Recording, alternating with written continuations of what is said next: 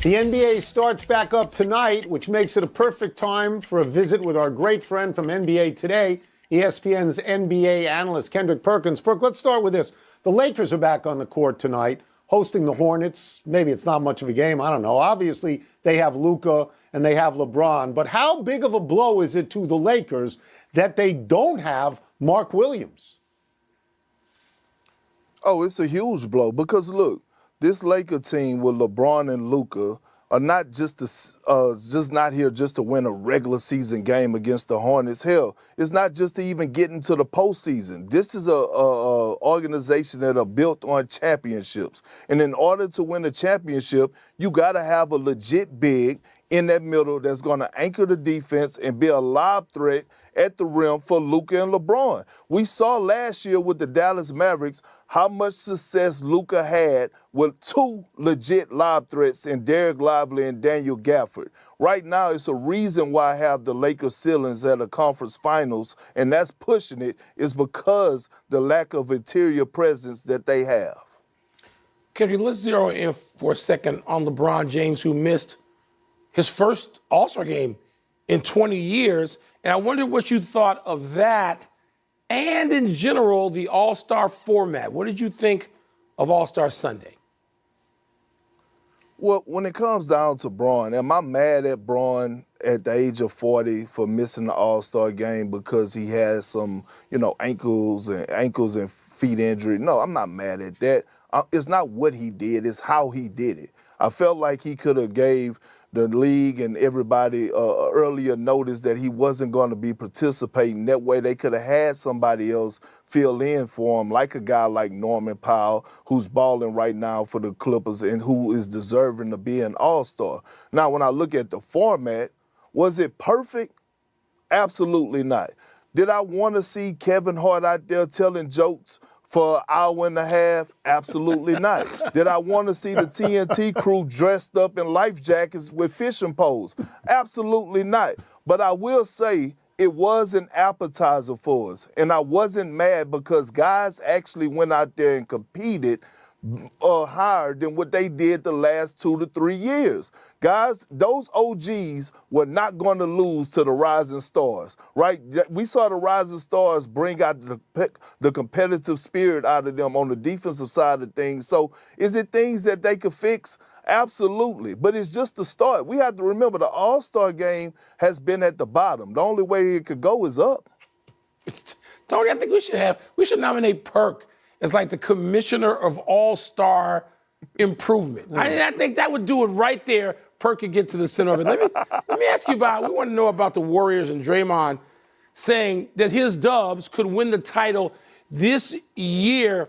I love it as a talking point, Perk, but is it realistic? Does Draymond, you think, really believe that, or is he trying to rally his guys with this now, the bell lap in the final third of the season at hand? I honestly believe that Draymond Green, he does believe that the Warriors could win the championship. But that doesn't mean he's speaking the gospel, because I don't believe they can win the championship. Matter of fact, I know they're not going to win the championship. Their ceiling is a first-round exit. Now, shout out to Joe Lacob and shout out to Mike Dunleavy, because what they have done by getting Jimmy Butler was give Draymond Green and Steph Curry joy and belief again, right? Because we have to remember this.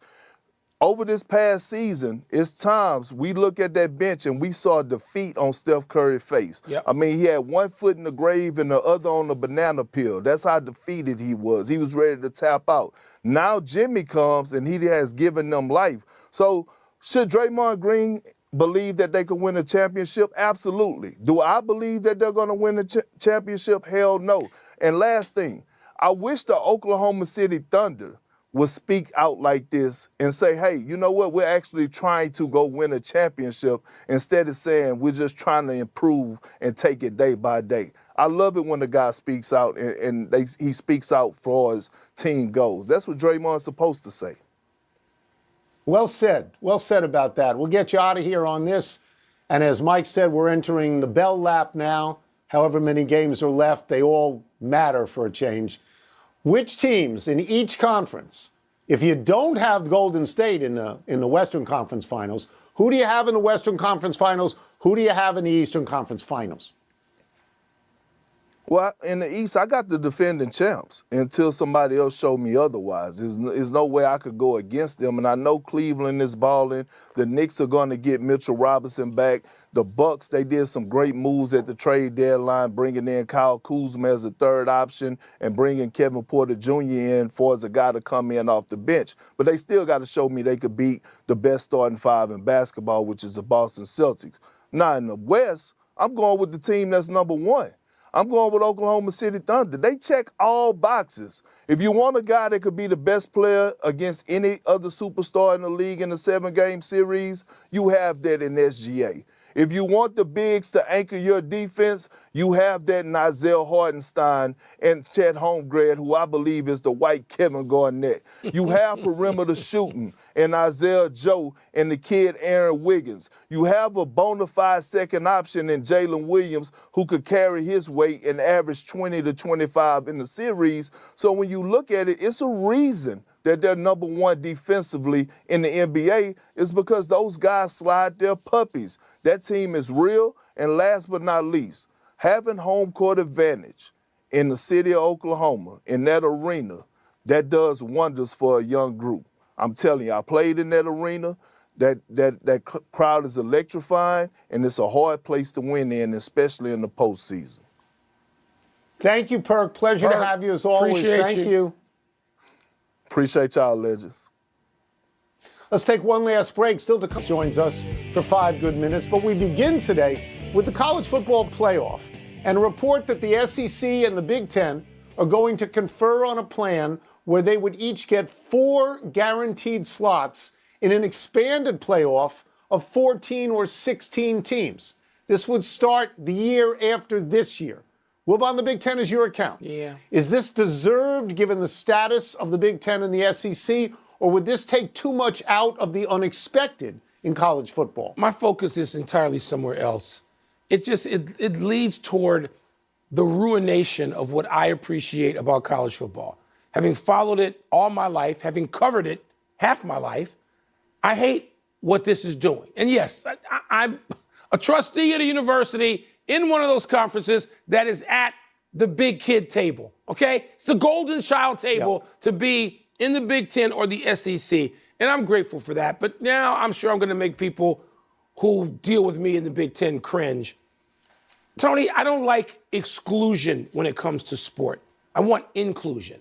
And when you cut out fan bases, you cut out regions of the country, not just conferences, because you can absorb those teams under another umbrella. I get that. The USC and UCLA and Washington and Oregon can be in the Big Ten, and you sort of don't exclude. But you do exclude. You exclude rivalries. You eliminate them. You chop down when you do this a big part of what college football really is. And I find it loathsome.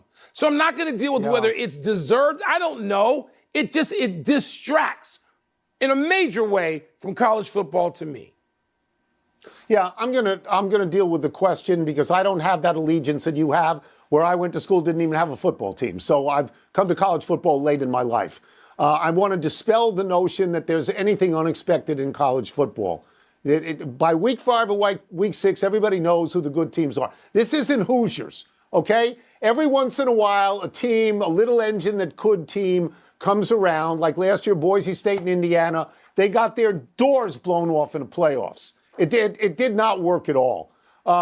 In terms of whether or not the SEC and the Big Ten should get all these seats at the table, let's look back at the Final Four in this most recent season. So there's Penn State, there's Ohio State, there's Texas, and there's Notre Dame.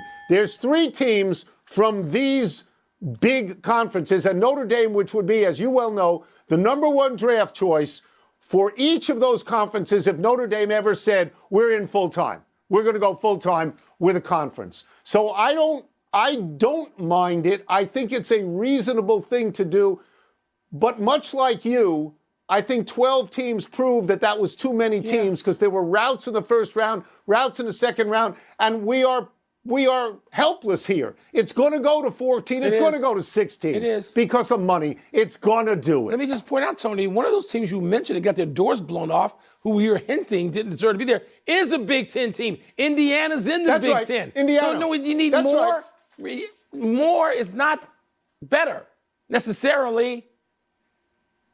Let's move to baseball, where Commissioner Rob Manfred says that payroll disparity is at the top of his list of concerns. The Dodgers are spending far more than any other team, but Manfred said they're just doing what the system allows. And he added, quote, if I'm going to be critical of somebody, it's going to be the system, close quote. Some owners are pushing for a salary cap. Sean, would you like to see a cap, or do you like it when one team has the ability to outspend the others?